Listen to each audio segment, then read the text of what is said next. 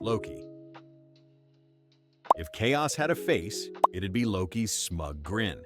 In Norse mythology, he's the ultimate trickster, part god, part troublemaker, and part guy you regret inviting to the party. Loki could shapeshift into anything: a salmon, a fly, even a horse. Don't ask. It got weird. Sometimes he helped the gods, but most of the time he was just stirring up chaos for laughs. Classic Loki moments? He once cut off Sif's golden hair as a prank, then had to scramble to replace it with magical dwarf-forged strands. He also tricked giants into building Asgard's walls, then stopped paying them by distracting them with a mare. And 9 months later, Loki literally gave birth to an 8-legged horse named Sleipnir. Yes, the trickster god invented the weirdest pony in history. But his greatest prank was also his downfall, engineering the death of Balder, the beloved god of light. That crossed every line. The gods tied Loki up in a cave with venom dripping on his face forever. His writhing is what causes earthquakes. So yeah, Loki wasn't just the Norse clown, he was the disaster that brought on Ragnarok. Tricksters in mythology aren't just jokers. They're the guys who knock over the first domino and laugh while the world burns. Anansi. From West African folklore comes Anansi the spider, one of the most famous tricksters in the world. He's not a big scary god, he's a tiny spider. But don't underestimate him. Anansi uses brains over brawn every time, and usually gets away with it. His stories were told to teach lessons about cleverness, greed, and the consequences of thinking you're smarter than everyone else. Spoiler, you're not smarter than Anansi. One of his most famous tales is about how he tricked all the animals, and even the sky god Nyame, to bring stories to the world. He basically said, "Yeah, I'll capture a leopard, a swarm of hornets, and a fairy. Easy." Everyone thought he'd fail, but through sneaky tricks, like pretending a gourd was rain so the hornets climbed inside, Anansi pulled it off. The reward? The gift of stories, which is why he's also called the god of storytelling. Anansi's legacy spread far beyond Africa. Through the slave trade, his tales made it to the Caribbean and the Americas, morphing into Burr Rabbit and other trickster characters. He's proof that sometimes the smallest, sneakiest figure can change entire cultures. And honestly, who wouldn't root for the spider who keeps outsmarting lions and gods? Coyote. Hop over to Native American traditions, and you'll meet Coyote, the prankster, teacher, and occasional disaster rolled into one. Coyote is that guy who makes you laugh while also ruining your day. He's responsible for shaping the world in many myths, sometimes helping humans, sometimes nearly dooming them. Coyote's chaos comes in many forms. He steals fire to give to humanity, tricks monsters into destroying themselves, and even rearranges the stars. But he's not exactly careful. Half the time, his clever plans backfire, leaving him humiliated. Imagine a god who is equal parts genius and idiot, and you've got Coyote. One story has him trying to trick ducks into closing their eyes so he can wring their necks one by one. It worked, until he got greedy, killed too many, and they woke up and flew away, leaving him hungry. Classic Coyote. Clever idea, dumb execution. But that's the point. His tales remind people that even smart plans need humility. Without him, the myths would be too serious. With him, you get cosmic comedy, life lessons, and the occasional destroyed universe. Eshu. In Yoruba mythology from West Africa, Eshu is the trickster who proves that mischief and wisdom can come in the same package. He's not just a prankster running around pulling jokes for fun. He's also the divine messenger, the one who carries sacrifices and prayers from humans to the gods. But here's the catch. If you forget to honor Eshu first, your offering might not get delivered. Or worse, he'll deliberately mess with it.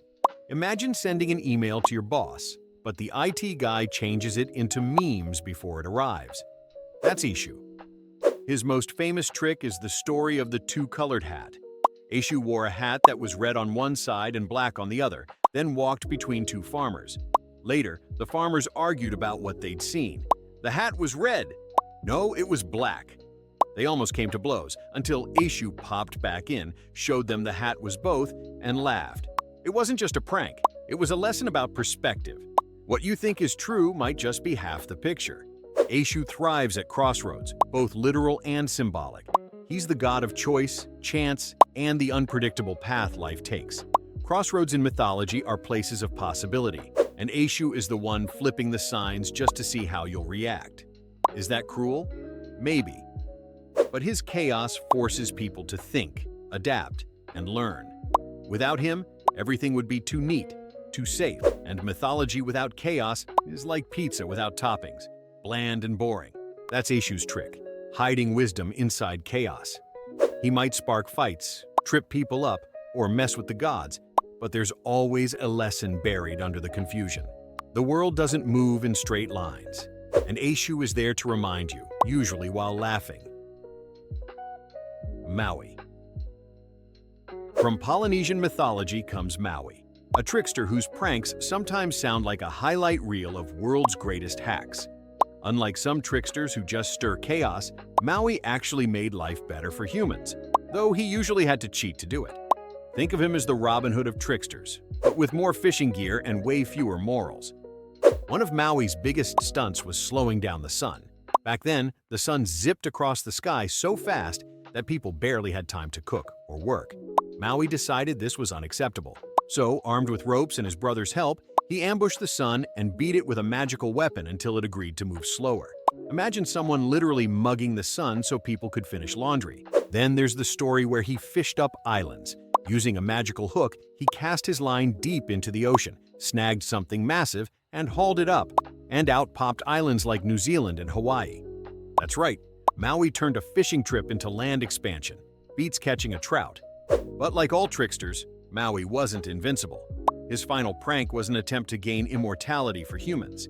He tried to crawl through the goddess of death's body to steal eternal life. Don't think too hard about the logistics. But he failed, got crushed, and died. Humanity stayed mortal, and Maui's trick backfired. Still, his legacy is huge. He stole fire, tamed the sun, fished up land, and gave people tools to survive. Maui wasn't just a trickster, he was a builder who used pranks to change the world. Hermes. Now let's head to Greece, where Hermes, the messenger god, was also the biggest trickster on Mount Olympus. From the moment he was born, he was causing trouble. On his first day of life, baby Hermes crawled out of his cradle, stole Apollo's cattle, and invented the lyre to charm his way out of punishment. Imagine your newborn not just walking on day one, but also pulling off Grand Theft Auto and then writing a song about it. That's Hermes. As the messenger of the gods, Hermes zipped between realms with his winged sandals. But he didn't just deliver messages. He meddled, bargained, and played both sides. He guided souls to the underworld, helped heroes with shady shortcuts, and was the patron of thieves, travelers, and merchants. Basically, if you were trying to cut corners, Hermes was your guy. One of his favorite tricks was bending rules. Need to sneak past monsters? Hermes knew the cheat code. Need to lie to Zeus without getting smited? Hermes could spin a story so fast you'd believe him. His cleverness made him indispensable to the gods, even when he was the cause of their headaches. Hermes embodies the fun side of tricksters. He wasn't out to destroy the world, just bend it to his will. Half rogue, half genius, he turned chaos into opportunity, proving that sometimes a fast tongue and quick feet are more powerful than a sword. Raven.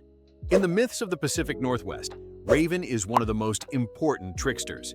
He's not just a prankster, but also a creator, reshaper of the world, and occasional glutton who can't keep his own ego in check.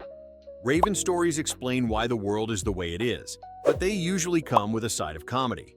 One of his biggest tricks? Stealing the sun. In one version, Raven saw that a powerful chief had hidden all the light in a box. The world was dark, and people lived in shadows. So Raven turned himself into a speck of dirt, snuck into the chief's daughter's drinking water, and was reborn as her child. When he grew up, he whined until he got to play with the light-filled box. Then, of course, he broke it open and released the sun, moon, and stars into the world. Clever? Absolutely. Weird? Definitely. Raven gave humanity light, but only after pulling off one of the most ridiculous heists in mythology. But Raven isn't always generous. In other stories, he's selfish, greedy, and foolish, getting into trouble because he can't resist food or tricking others. That's what makes him relatable. Raven is the side of humanity that's both ingenious and ridiculous, often in the same breath. Sun Wukong. Now to China, where the Monkey King Sun Wukong is the trickster turned superstar. Born from a magical stone, he quickly became the most overpowered monkey ever. Strength, speed, 72 different transformations, and a staff that could grow or shrink at will. Basically, if Marvel made a monkey superhero, it would look like this. Sun Wukong's tricks usually targeted authority. He stole heavenly peaches of immortality, crashed parties in heaven, and beat up celestial armies just because they annoyed him.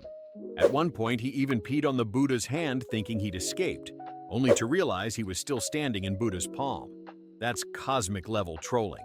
Eventually, he was imprisoned under a mountain for his arrogance, but even then, he came back in the classic novel Journey to the West as both comic relief and ultimate protector. He annoyed everyone, challenged gods, but also defended his companions fiercely. Sun Wukong shows the chaotic side of tricksters. They break rules, mock authority, and sometimes save the day while doing it. In short, he's chaos with a smile. Kitsune. In Japanese folklore, the kitsune, or fox spirit, is the ultimate shapeshifter. They could grow multiple tails as they got older and wiser, up to 9 tails, which meant you were basically a legendary fox wizard.